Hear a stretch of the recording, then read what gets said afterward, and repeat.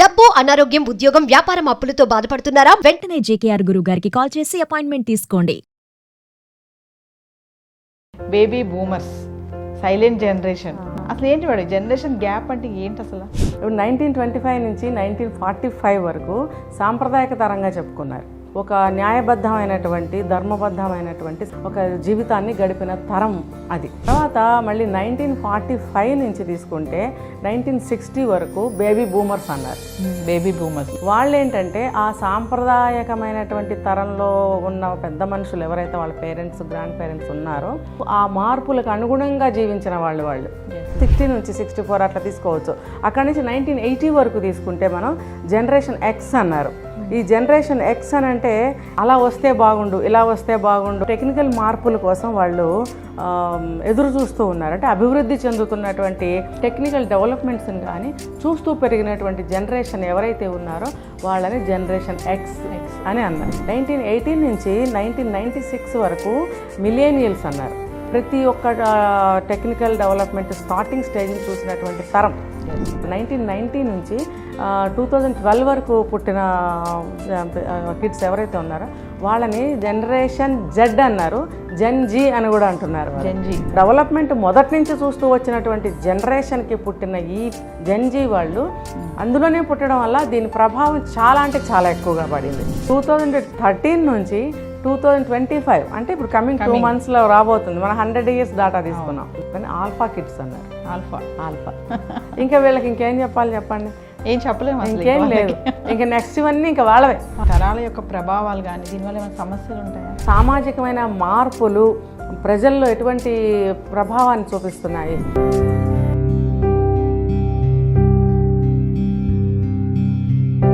వీళ్ళు అంతా బాగా షార్ప్గా అడ్వాన్స్డ్గా అయిపోయి ఈ వస్తున్నటువంటి టెక్నాలజీని తప్పుగా ఉపయోగిస్తున్నారు. ఇప్పుడు మనలో పెద్దవాళ్ళు ఉన్నారనుకోండి, మనం అనుకుంటాం కదా వీళ్ళని అర్థం చేసుకోవడం చాలా కష్టం రా బాబు, వీళ్ళతో పడలేకపోతున్నాం అసలు అంటారు కదా. అంటే ఇవన్నీ కూడా అదేనా?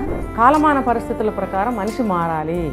కమింగ్ జనరేషన్ వచ్చేసి ఆల్ఫా అన్నారు కదా, అంటే ఇంకా వాళ్ళకి సూపర్ ఫాస్ట్ అని వచ్చేవి. ఇంకా వాళ్ళని ఇంకా దానికి పేరు పెట్టలేము. ఆల్ఫా అంటే ఇంకా ఆల్ఫా ఎగురుతారేమో రెక్కలు పెట్టుకుని. హాయ్, హలో, నమస్తే, welcome back to Suman TV. మరి ఈరోజు టాక్ షోలో మనం మాట్లాడుకోబోయే ఎపిసోడ్ జనరేషన్ గ్యాప్ ఎందుకు వస్తుంది, దీనికి కారణాలు ఏంటి. మరి దీంట్లో చాలా జనరేషన్స్ ఉన్నాయి. జనరేషన్ జెడ్ అంటారు, మిలీనియస్ అంటారు, బేబీ బూమర్స్ అంటారు, సైలెంట్ జనరేషన్ అంటారు. ఏంటి అసలు ఇన్ని ఉన్నాయి ఆ జనరేషన్లో? కొంతమందికి తెలుసు, కొంతమందికి తెలియదు కదా. ఈరోజు టాక్ షోలో దీని గురించి మనం మాట్లాడుకుందాం. జనరేషన్ గ్యాప్ అంటే ఏంటి అసలు, ఈ బేబీ బూమర్స్ ఏంటి, సైలెంట్ జనరేషన్ ఏంటి, జనరేషన్ జెడ్ ఏంటి, ఇప్పుడు లేటెస్ట్ జనరేషన్ ఏమంటారు, ఇవన్నీ ఒక్కసారి మాట్లాడడానికి మనతో పాటు ఈరోజు టాక్ షోలో ఉన్నారు family counsellor, motivational speaker, public speaker Rajani Rama గారు. మేడంతో మాట్లాడదాం. నమస్తే మ్యామ్. నమస్తే నవీన. మ్యామ్, జనరేషన్ గ్యాప్ యాక్చువల్గా ఇది నాకు కూడా తెలియదు దీని గురించి. నేను కూడా చదివాను, కొన్ని ఆర్టికల్స్ చూశాను, కొన్ని వీడియోస్ చూశాను. అంటే దీంట్లో కొన్ని ఉన్నాయి, నేను చెప్పాను కదా ఇప్పుడు బేబీ బూమర్స్, సైలెంట్ జనరేషన్, అంటే ఇన్ని ఉన్నాయా? మిలీనియల్స్, ఆల్ఫా జెన్. యా, అసలు ఏంటి వాడు జనరేషన్ గ్యాప్ అంటే ఏంటి అసలు? అంటే తరానికి మధ్య ఉన్నటువంటి తేడాలు, తర్వాత తరానికి మధ్య ఉన్న అంతరాలు, అంటే మనకి డిఫరెన్సెస్ కానీ ఏవైనా సరే, ఒక తరంలో అనుకున్నవి ఒక తరంలో జరిగినవి రెండో తరంలో అనుకోరు, జరగవు. దాన్ని ఏమంటాం అంటే తరానికి మధ్య ఉన్న అంతరాన్ని గ్యాప్. అంతరం అంటేనే గ్యాప్ అంటేనే అంతరం. అంటే ఇంకా దాన్ని మనం స్పెసిఫిక్గా ఏమని చెప్పుకుంటామంటే తరానికి మధ్య జరుగుతున్నటువంటి విషయాలను తీసుకుంటే ఆ గ్యాప్ అంటే ఏంటో మనకు అర్థమవుతుంది. అంటే మేడం, ఇందులో 4 తరాలని అంటారు కదా, అంటే దానికి ఏమైనా ఇయర్స్ ఉంటాయా? ఈ ఇయర్కి ఈ తరం, దీనికి ఈ తరం అని ఏమైనా ఉంటుందా? ఉంటుంది. ఇప్పుడు గత 100 సంవత్సరాల డాటా మనం తీసుకున్నట్టయితే ఫస్ట్ మనం అంతకంటే ముందు తీసుకోవచ్చు, కానీ మనకు అదంత అవసరం లేదు. ఒక 100 సంవత్సరాల లోపల మనకి ఎన్ని మార్పులు వచ్చాయి, ఏమేమి అభివృద్ధి చెందింది, ఆ అభివృద్ధికి తగ్గట్టుగా మనుషులు ఎలా మార్పు చెందారు అని మనం తెలుసుకోవాలని అనుకుంటే ఫస్ట్ మనము ఒక డాటా కూడా నేను రాశాను. 1925 నుంచి ఇప్పుడు కమింగ్ నెక్స్ట్ ఒక 2 నెలల్లో మనకి 2025 వస్తుంది. సో 1925 నుంచి తీసుకుంటే 2025కి 100 సంవత్సరాలు అవుతుంది. సో ఈ 100 సంవత్సరాల్లో ఎన్ని తరాలు వెళ్ళుంటాయి మనం చూద్దాం. ఇప్పుడు 1925 నుంచి 1945 వరకు సాంప్రదాయక తరంగా చెప్పుకున్నారు. ఇంకా అంతకంటే ముందు తీసుకుంటే అది ఇంకా చాలా అంటే చాలా జెన్యూన్ అనమాట. అది ఆ జెన్యూన్ ఇప్పుడు మనమే జీర్ణించుకోలేం. అది ఎంత ఒక గుడ్డిగా అన్నమాట. ఇంకా అంతే అది. సో ఈ సాంప్రదాయక తరం అనేది 1925 నుంచి మనం లెక్క పెట్టుకుంటే వాళ్ళంతా కూడా వ్యవసాయ పనులు చేసుకుంటూ ఒక పద్ధతుల్ని, ఒక నియమాలు, ఒక క్రమ పద్ధతిలో పాటిస్తూ ఒక న్యాయబద్ధమైనటువంటి, ధర్మబద్ధమైనటువంటి, సాంప్రదాయకమైన ఒక జీవితాన్ని గడిపిన తరం అది. ఓకే. సో వాళ్ళకి ఇవేమి తెలియవు. వాళ్ళకి మానసికమైనటువంటి ఎదుగుదల అలాంటివి ఉన్నాయో లేవో లేకపోయినా కుటుంబానికి, తర్వాత పద్ధతులకి, సాంప్రదాయాలకి చాలా విలువిస్తారు వాళ్ళు, బంధాలకి. అంటే మన ముత్తాతలు అనుకోవచ్చు, ఒక 100 సంవత్సరాలు కదా అనుకోవచ్చు.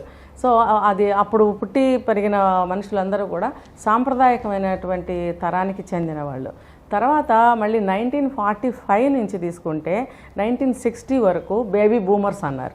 బేబీ బూమర్స్ అంటే మేబీ మన పేరెంట్స్ ఆ కాలం కొంచెం అటు ఇటుగా ఆ టైంలో అనమాట. వాళ్ళు ఏంటంటే ఆ సాంప్రదాయకమైనటువంటి తరంలో ఉన్న పెద్ద మనుషులు ఎవరైతే వాళ్ళ పేరెంట్స్, గ్రాండ్ పేరెంట్స్ ఉన్నారో వాళ్ళని అనుసరించిన వీళ్ళు వాళ్ళని అనుసరించారు. ఫాలోవర్స్ ఒక రకంగా. ఎందుకంటే వాళ్ళకి ఇంకా ఏం తెలియదు, పెద్దవాళ్ళు చెప్పింది మనం వినాలి అనేటువంటి ఒక విధేయత వాళ్ళల్లో ఉంటుంది. కాబట్టి వాళ్ళు ఈ ఏమంటారంటే సమాజంలో జరుగుతున్నటువంటి కొన్ని మార్పులు అప్పుడప్పుడు చూడండి. ఒక గిరీశం అని చెప్పి, కన్యాశుల్కం అని చెప్పి, కందుకూరి వీరేశలింగం గారు వితంతు వివాహాలు, రెండో వివాహాలు ఇవన్నీ చేశారు కదా. అదంటే సామాజిక పరమైనటువంటి అటువంటి మార్పులతో కలిసి జీవిస్తూ పుట్టి పెరుగుతూ ఆ మార్పులకు అనుగుణంగా జీవించిన వాళ్ళు బేబీ బూమర్స్ అనేవారు. అంటే ఇప్పుడు సాంప్రదాయక తరంలో ఉన్నటువంటి సాంప్రదాయాల్ని పాటిస్తూ కూడా ఒక చిన్న చిన్న మార్పులు, ఇటువంటి సంఘ సంస్కర్తలు ఉంటారు కదా, కందుకూరి వీరేశలింగం గారు లాంటి వాళ్ళు తీసుకొస్తున్న మార్పులతో పాటు పెరిగారు. అంటే మార్పులు అంతగా రాలేదు, వాళ్ళ సామాజికమైన మార్పులు అవి వాళ్ళు తీసుకొస్తున్నారు అప్పుడప్పుడే. అటువంటి సామాజికమైన మార్పులతో పాటు వాళ్ళు పెరిగిన వాళ్ళు. తర్వాత 64 అంటే 60 వరకు మనం ఇక్కడ చెప్పుకున్నాం కదా, 60 నుంచి 64 అట్లా తీసుకోవచ్చు. అక్కడి నుంచి 1980 వరకు తీసుకుంటే మనం జనరేషన్ ఎక్స్ అన్నారు. ఈ జనరేషన్ ఎక్స్ అని అంటే ఏంటంటే వీళ్ళు అలా వస్తే బాగుండు, ఇలా వస్తే బాగుండు అని అప్పుడప్పుడే మనకి న్యూస్ కానీ ఏదైనా సరే బయటకి వస్తూ ప్రచారంలోకి ఉన్నాయి. రేడియోలో న్యూస్ కానీ, న్యూస్ పేపర్లో న్యూస్ కానీ ఇట్లాంటి మార్పులు వస్తాయంట, ఫలానా అమెరికాలో, ఫలానా రష్యాలో ఇలాంటి ఏమంటారు ప్రయోగాలు చేస్తున్నారంట, త్వరలోనే మనకి ఇలాంటి మార్పు వస్తుందంట అని చెప్పుకుంటూ ఉన్నటువంటి తరం అన్నమాట. మనం ఏమని చెప్పుకున్నాము, 1960 to 64 నుంచి 1980 వరకు ఇటువంటి టెక్నికల్ మార్పుల కోసం వాళ్ళు ఎదురు చూస్తూ ఉన్నారు. అంటే అభివృద్ధి చెందుతున్నటువంటి ఈ టెక్నికల్ ఏమంటారు డెవలప్మెంట్. తర్వాత అప్పుడు రాజకీయాలు అంతకుముందు మనకు అంతగా తెలియవు. ఫ్రీడమ్ కోసం ఫైట్ చేస్తూ ఉండేవాళ్ళు 1940s ముందు తరం అంతా. అంటే ఫ్రీడమ్ ఫైట్ చేస్తూ సాంప్రదాయకమైన పద్ధతిలో మన జాతిని మనం కాపాడుకోవాలి అనేటువంటి న్యాయబద్ధమైన పోరాటంలో ఉండిన సాంప్రదాయం అది. మనకి ఇప్పుడు తీసుకుంటే ఈ యొక్క జనరేషన్ ఎక్స్ అనేది ఆ టెక్నికల్ అభివృద్ధి చెందుతున్న టెక్నికల్ దాన్ని కానీ ఈ రాజకీయ శక్తుల్ని కానీ, అంటే రాజకీయాలు అప్పుడప్పుడే పెరుగుతున్నాయి మనకి. చూడండి, ఇండిపెండెన్స్ వస్తూ ఉంది. తర్వాత జవహర్లాల్ నెహ్రూ, గాంధీజీ వీళ్ళందరూ కూడా రాజకీయ నేతలు. అప్పుడప్పుడే రాజకీయ శక్తులు మీకు తెలుసు. పాస్ట్కి వెళ్తే గాంధీ గారు ఏం చేశారు, నెహ్రూ గారు ఏం చేశారు, ఇవన్నీ కొంతమంది నెగిటివ్గా చెప్తారు, కొంతమంది పాజిటివ్గా చెప్తారు కదా.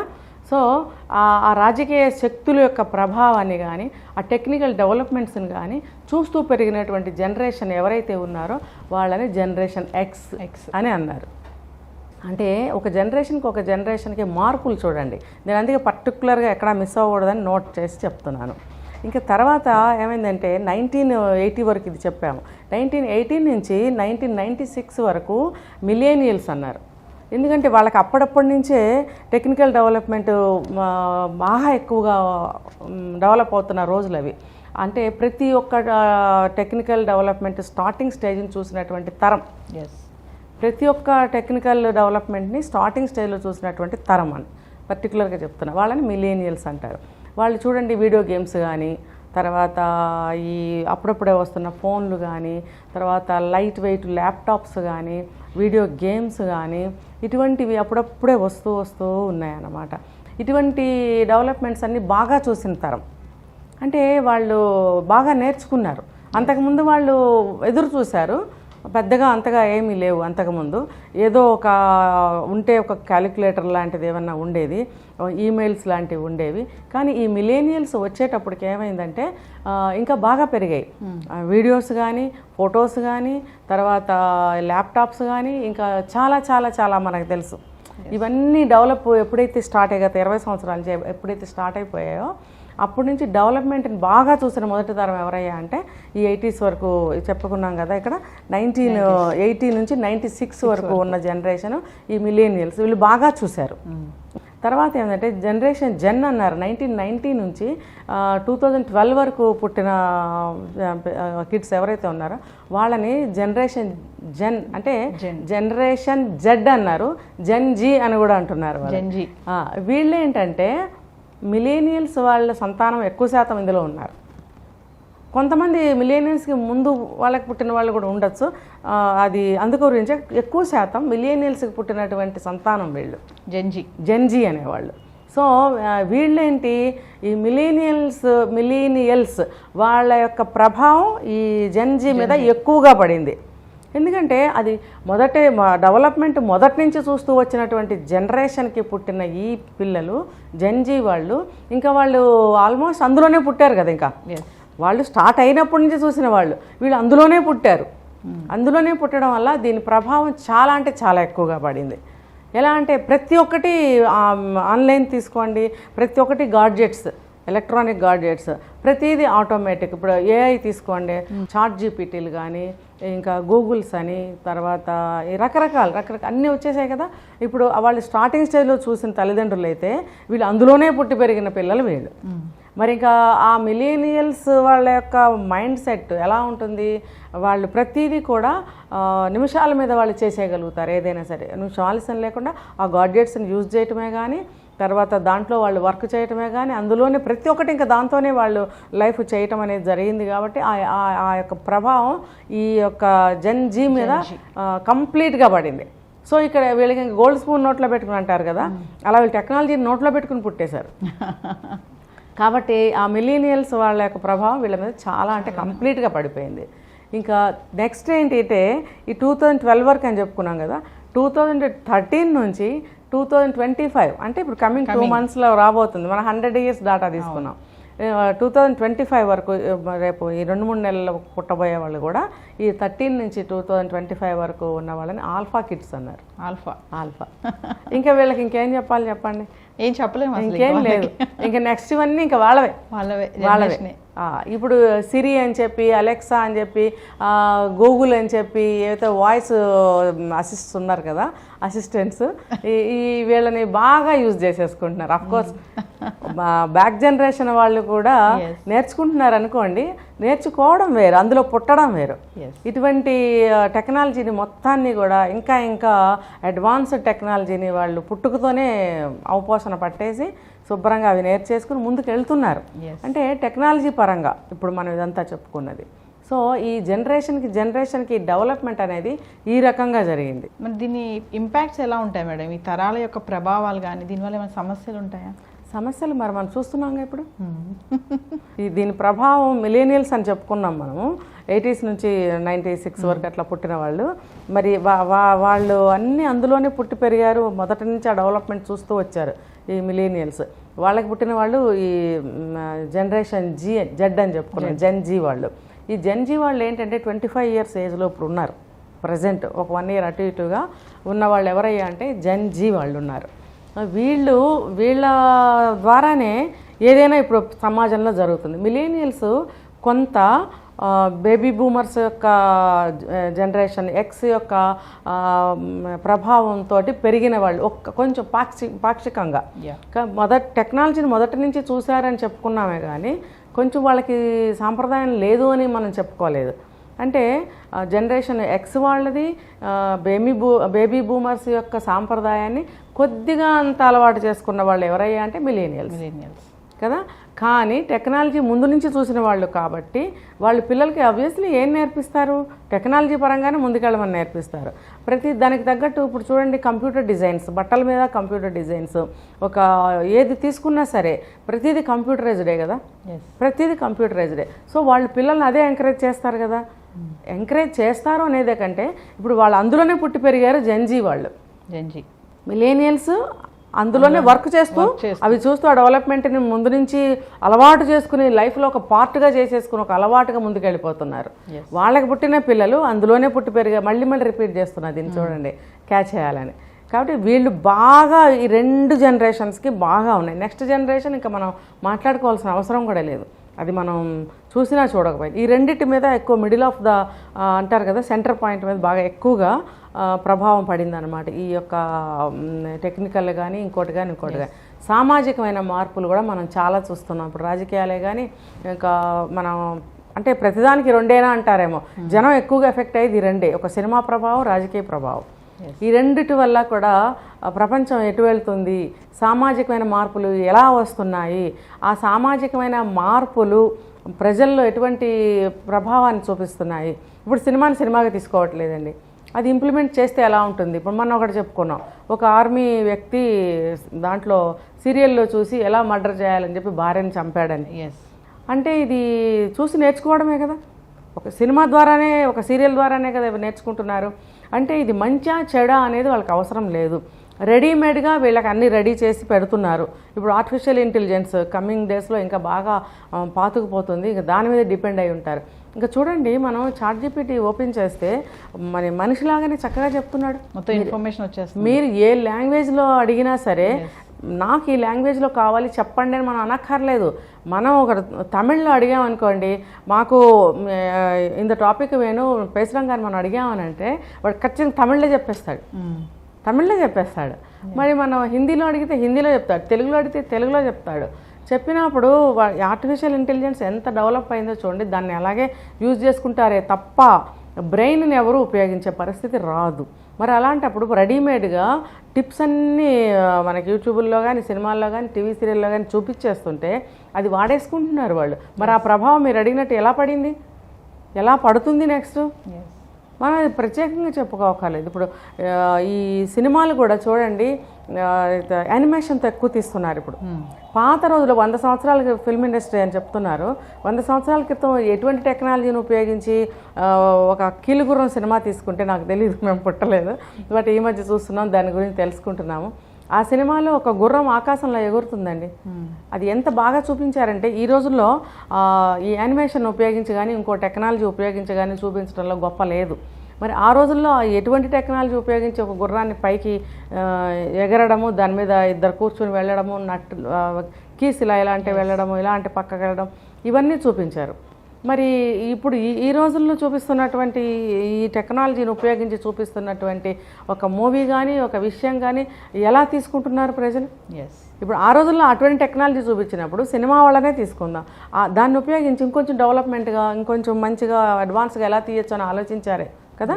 మరి ఆ మిలేనియల్స్ చూపించినటువంటి దారి టెక్నాలజీ ఈ జెన్జీ వాళ్ళకి ఏం చూపిస్తే వీళ్ళు ఏం నేర్చుకుని ఇప్పుడు ఇలా అవుతున్నారు అంటే, మిలేనియల్స్కి ఇది తప్పు కాదు అంటే వాళ్ళు అప్పుడే మొదటి నుంచి చూశారు కదా టెక్నాలజీ డెవలప్మెంట్, ఇది బాగుంది, దీన్ని ఉపయోగించుకుంటే మనం డెవలప్ అవుతాము, సక్సెస్ అవ్వగలుగుతాము అని అనుకుని పిల్లలకి దారి చూపించారు. ఈ జెన్జీ వాళ్ళు ఇంకా అడ్వాన్స్ అయిపోయారు కదా, అయిపోయి దాంట్లో నుంచి ఆర్టిఫిషియల్ టెక్నాలజీ కానీ ఇంటెలిజెన్స్ కానీ ఏదైనా సరే ఉపయోగించేసి చూడండి, వాళ్ళ ఫోన్ ముట్టుకుంటే ఇలా అనేస్తారు, పెద్ద పెద్ద వచ్చేస్తుంటే లోపలికి, మనం వండర్గా చూడాలన్నమాట. సో అది తెలియని వాళ్ళకి అబ్బురంగా చూస్తారు, అంటే అందరూ పుట్టేసి పెరిగేసి వాళ్ళు ఇంకా మిలేనియల్స్కి చెప్తారనమాట ఈ జెన్జీ వాళ్ళు. వాళ్ళకి వీళ్ళు చెప్పే పరిస్థితిలో కూడా లేరు మిలేనియల్స్, పేరెంట్స్ అయ్యుండి కూడా. కాబట్టి వీళ్ళు అంతా బాగా షార్ప్గా అడ్వాన్స్డ్గా అయిపోయి ఈ వస్తున్నటువంటి టెక్నాలజీని తప్పుగా ఉపయోగిస్తున్నారు. ఇప్పుడు మనం పలానా తప్పు చేసాము, ఒక సినిమా చూస్తామండి, దాంట్లో అది చేయాలని ఉంది, చేసేస్తాము, అది తప్పుగా మారిపోతుంది, పొరపాటుగా తప్పుగా ఒక క్రైమ్గా మారిపోయింది, దాన్ని ఎలా తప్పించుకోవాలంటే ఇవి ఓపెన్ చేస్తున్నారు. ఇటువంటి పరిణామాలు చాలా దుష్ప్రభావాన్ని చూపిస్తున్నాయి. ఇందులో నుంచి ఎలా తప్పించుకోవాలని ప్రయత్నించినప్పటికీ కూడా మన పోలీస్ శాఖలు కానీ ఇంటెలిజెన్స్ వర్గాలు కానీ ఏవైనా సరే వాళ్ళు కూడా అదే టెక్నాలజీని ఉపయోగించి ఈ క్రిమినల్స్ని పట్టుకోవడం అనేది జరుగుతుంది. కానీ అది అంత దూరం వీళ్ళు ఆలోచించరు. మనము దీన్ని ఉపయోగించి బయటపడవచ్చు, మనకి సేఫ్గా ఉంటాము, ఎటువంటి ప్రాబ్లం రాదు, కాబట్టి మనకి ఏం పర్వాలేదని చెప్పి తప్పుదోవ పడుతున్నారు. అంటే మేడం ఇప్పుడు నాకు మీరు చెప్తున్నాడు గుర్తొచ్చింది, జనరేషన్ అన్నారు కదా, గ్యాప్ అంటున్నాం కదా. ఇప్పుడు మనలో ఏమైనా పెద్దవాళ్ళు ఉన్నారనుకోండి, మనం అనుకుంటాం కదా వీళ్ళని అర్థం చేసుకోవడం చాలా కష్టం రా బాబు, వీళ్ళతో పడలేకపోతున్నాం అసలు అంటారు కదా. అంటే ఇవన్నీ కూడా అదేనా, జనరేషన్ గ్యాపేనా? అంతే కదా. ఇప్పుడు వాళ్ళు సాంప్రదాయకమైన తరంలో పుట్టి పెరిగిన వాళ్ళు, ఈ బేబీ బూమర్స్ వాళ్ళని అనుసరించిన వాళ్ళు, సామాజిక మార్పుల్ని చూస్తూ పెరిగిన వాళ్ళు బేబీ బూమర్స్. పెద్దవాళ్ళ సాంప్రదాయాన్ని అనుసరిస్తూ సామాజిక మార్పుల్లో వాళ్ళని యాక్సెప్ట్ చేస్తూ చూస్తూ పెరిగిన వాళ్ళు ఆ రెండు తరాలు. తర్వాత మధ్యలో ఈ జనరేషన్ ఎక్స్ వాళ్ళు కూడా వాళ్ళని కొద్ది గొప్ప ఫాలో అయిన వాళ్ళే. కొత్తగా వస్తున్నటువంటి రాజకీయ మార్పుల్ని, టెక్నాలజీని యాక్సెప్ట్ చేయగలము, చేస్తాము అన్న ధోరణిలో ఉండి జీవితం నడిపిన వాళ్ళు. మరి వీళ్ళు మూడో తరం, సాంప్రదాయక తరం వాళ్ళకి. వీళ్ళే వాళ్ళని ఎంతో కొంత చూస్తున్నారు, ఎంతో కొంత వాళ్ళని రెస్పెక్ట్ చేస్తున్నారు, ఎందుకంటే ఎంతో కొంత చూస్తున్నారు వీళ్ళు అవన్నీ. కాబట్టి ఆ సాంప్రదాయాలను ఇష్టపడుతూ వాటిని ఫాలో చేస్తూ నెక్స్ట్ ఉన్నటువంటి మిలేనియల్స్కి ఎంతో కొంత చెప్తూ ఉన్నటువంటి తరాలు. కాబట్టి అక్కడ వరకు బాగానే ఉంది. కానీ ఈ మిలేనియల్స్ ఎవరైతే ఉన్నారో వీళ్ళు ద్వైతీభావాలు, త్రిశంకు స్వర్గంలో ఉన్నారనమాట. వీళ్ళని ఫాలో అవ్వాలా, లేకపోతే ఇలా వస్తున్నటువంటి టెక్నికల్ డెవలప్మెంట్ వైపుగా మేము వెళ్ళిపోవాలా అంటే వాళ్ళు ఎటు కాకుండా వేలాడుతున్నారు త్రిశంకు స్వర్గంలో. అంటే ఇటు వదిలేయలేరు, ఎంతో కొంత వాళ్ళు ఫాలో అయిన వాళ్ళు. ఇప్పుడు కొత్తగా వస్తున్న ఈ మార్పులు అత్యంత అవసరం వాళ్ళకి. ఈ అత్యంత అవసరమైనటువంటి టెక్నాలజీ విషయాలన్నింటినీ ఫాలో అవుతూ దాంతోపాటు వస్తున్న సామాజికమైనటువంటి మార్పుల్ని యాక్సెప్ట్ చేయవలసిన పరిస్థితి ఈ మిలేనియల్స్కి 100% ఉంటుంది. వీళ్ళు వచ్చేసి ఆ పాత తరం వాళ్ళు, ఇంకా ముత్తాతలు బతికి ఉన్న వాళ్ళు ఉంటారు, వాళ్ళు వచ్చి వీళ్ళకి క్లాష్ అవుతూ ఉంటారు. అంటే అదే చెప్తారు, కాలమాన పరిస్థితుల ప్రకారం మనిషి మారాలి. ఇప్పుడు 100 సంవత్సరాల డేటా మనం తీసుకున్నాం. 100 సంవత్సరాల క్రితం వాళ్ళు ఉన్నారు, బ్రతికే ఉంటున్నారు. సాంప్రదాయకమైన తరంలో ఉన్నవాళ్ళు ఇప్పుడు ఇంకా బతికి ఉంటే కనుక వీళ్ళతో వాళ్ళకి ఫ్రిక్షన్ వస్తూనే ఉంటుంది. కాలమాన పరిస్థితుల కోసం మీరు మారండి అంటే వాళ్ళకి కళ్ళు కనపడవు, చెవులు కనపడవు, వాళ్ళు ఏం మారుతారు? వాళ్ళు మారరు. కాబట్టి దాన్ని కొంతవరకు వీళ్ళు చూసి చూడనట్టుగా వదిలేయాలి, కొంతవరకు సరే అని వాళ్ళని ఎంతో కొంత రెస్పెక్ట్ చేయాల్సిన అవసరం ఎంతైనా నేర్చుకోవాలి. ఈ పరంగా అయితే మనం ఇంతవరకే చెప్పగలము. వేరే టాపిక్స్ మనం తీసుకున్నట్టయితే వాళ్ళని ఏ రకంగా మనం హ్యాండిల్ చేయాలి, ఏ రకంగా వాళ్ళు రెస్పెక్ట్ చేయాలి అనేది వేరే టాపిక్గా మనం మాట్లాడుకుంటాం అనమాట. అంటే ఓవరాల్గా మేడం కమింగ్ జనరేషన్ వచ్చేసి ఆల్ఫా అన్నారు కదా, వచ్చేది నెక్స్ట్ 2025, ఇప్పుడు నెక్స్ట్ పుట్టేవాళ్ళు. అవును. అంటే ఇంకా వాళ్ళకి సూపర్ ఫాస్ట్ అని వచ్చేవి. ఇంకా వాళ్ళని ఇంకా దాని పేరు పెట్టలేము. ఆల్ఫా అంటే ఇంకా ఆల్ఫా ఎగురుతారేమో రెక్కలు పెట్టుకుని. ఇప్పుడు మనకి చూడండి, చాలా మంది ఇళ్లలో ఇప్పుడు సిరి, అలెక్సా, గూగుల్స్ ఉన్నాయి. ఎందుకు ఉన్నాయంటే ఇదే చెప్తున్నా, ఇప్పుడు జనరేషన్ ఎక్స్ వాళ్ళ సంతానం మిలీనియల్స్ ఎవరైతే ఉన్నారో వాళ్ళు most of the people kids వచ్చేసి అబ్రాడ్లో సెటిల్ అయిన వాళ్ళు ఉన్నారు. వీళ్ళు అక్కడికి వెళ్ళినప్పుడు అక్కడ నుంచి ఈ గాడ్జెట్స్ తెచ్చుకొని మన ఇండియాలో సెట్ చేసుకుని ఈ జనరేషన్ ఎక్స్ వాళ్ళు కూడా ఈ అలెక్సాలు, సిరీలని బాగా అడాప్ట్ చేసుకుని, బాగా అలవాటు చేసుకుని, చక్కగా యూజ్ చేసుకుని ఈ ఆల్ఫా వాళ్ళతోటి దాదాపుగా, నేను చూడండి జెన్జీ అని కూడా అనట్లేదు, కమింగ్ డేస్ మీరు అడిగారు, ఈ ఆల్ఫా వాళ్ళతోటి జనరేషన్ ఎక్స్ వాళ్ళు కూడా కలిసి నడవటానికి ప్రయత్నాలు చేస్తున్నారు. అది నేను చెప్తున్నా, కాలమాన పరిస్థితుల ప్రకారం మనిషి మారాలి అని అంటే ఈ జనరేషన్ ఎక్స్ వాళ్ళకి ఈ వీళ్ళతో కుదరచ్చు, కానీ సాంప్రదాయకమైన పద్ధతిలో తరంలో ఉన్న వాళ్ళకి మాత్రం కుదరదు. ఎందుకంటే కంప్లీట్గా వాళ్ళకి ఇవేమీ తెలియవు. ఈ జనరేషన్ ఎక్స్ వాళ్ళకి, మిలేనియన్స్ వాళ్ళకి కొంచెం తెలుస్తుంది కాబట్టి వీళ్ళతో కలిసి ప్రయాణం చేయగలుగుతున్నారు. ఆల్ఫా వాళ్ళు సిరి, అలెక్సా లాంటి అసిస్టెంట్స్తో లైఫ్ సాగిస్తారు, కానీ వీళ్ళు ముందే పరిచయం చేసుకున్నారుగా ఈ ముందు తరం వాళ్ళు. కాబట్టి వీళ్ళు కొంతవరకు మారుతున్నారనే చెప్పుకోవచ్చు. కాకపోతే ఏంటంటే సమాజం మీద ఈ డెవలప్మెంట్ అనేది టెక్నికల్ అని నేను చెప్పను, మనస్తత్వం మారిపోయిన మనస్తత్వాలు సమాజాన్ని కొంత చెడుదోవే పట్టిస్తున్నాయి, ఒరిజినాలిటీని పోగొడుతున్నాయి.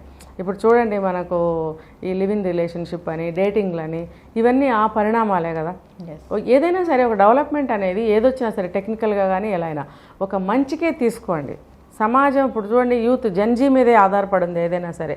వాళ్ళు ఇప్పుడు 25-26 ఇయర్స్ ఓల్డ్ ఏజ్ పీరియడ్లో ఉన్నారు. మంచి చెడు రెండు కూడా జెన్జీ మీదే ఆధారపడింది. Alpha next. కాబట్టి ఈ ఆల్ఫాను సరిదిద్దాల్సిన బాధ్యత జెన్జీ మీద ఉంది. ఇంకా చెప్పాలంటే మిలేనియల్స్ మీద కూడా ఉంది. ఏదైనా సరే మంచిగా మన సమాజానికి ఒక మంచి డెవలప్మెంట్ని ఇద్దాము.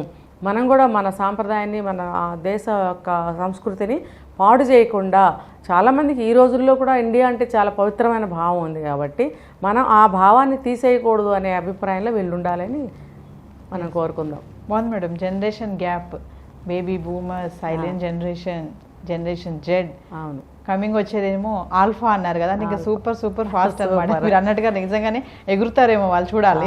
సైలెంట్ జనరేషన్ సాంప్రదాయక తరం కన్నా ముందు వాళ్ళు కొంచెం సాంప్రదాయక తరంలో వాళ్ళల్లో కూడా సైలెంట్ జనరేషన్ అని చెప్పుకోవచ్చు. దానికన్నా ముందు ఉన్న వాళ్ళు silent generation. Thank you ma'am. So viewers, మరి ఇవాళ టాక్ షోలో ఎపిసోడ్ చూసారు కదా, జనరేషన్ గ్యాప్. మరి మరొక ఇంట్రెస్టింగ్ టాపిక్తో మళ్ళీ కలుద్దాం. This is Naveena signing of.